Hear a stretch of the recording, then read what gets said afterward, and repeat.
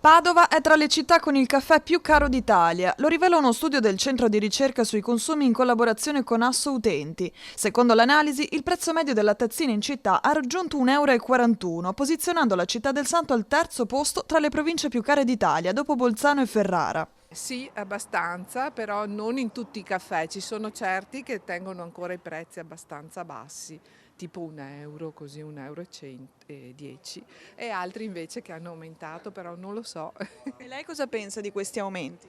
Penso che ormai aumenta tutto, ormai non ci meravigliamo più di niente perché... Anche solo andare a fare la spesa, vedo qua ultimamente, prendendo sempre più o meno le stesse cose, è aumentato tantissimo. Sì, effettivamente periodo per periodo l'aumento c'è, però rinunciare anche al caffè del bar a volte, io che ho lavorato parecchio in bar, è un po' un sacrificio, allora insomma paghiamo anche questo piccolo aumento. Nel 2021 il prezzo medio nazionale era di 1,04 euro, oggi siamo a 1,25 euro, con un incremento di oltre il 20% in 4 anni. Dipende da che cosa è dettato questo aumento, cioè se si vanno a pagare determinate costi che ci sono prima per produrre il caffè, allora ben venga, cioè se è una questione di sostenibilità, allora posso anche essere d'accordo nel pagare di più per avere un prodotto che rispetta degli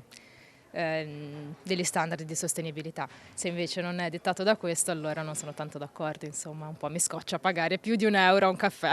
Non è una cosa bella perché purtroppo di solito caffè e giornale sono i primi sintomi dell'inflazione. È quello che preoccupa perché il caffè che bevo al bar una volta o due al giorno non è che mi comprometta, è tutto quello che ci va di seguito.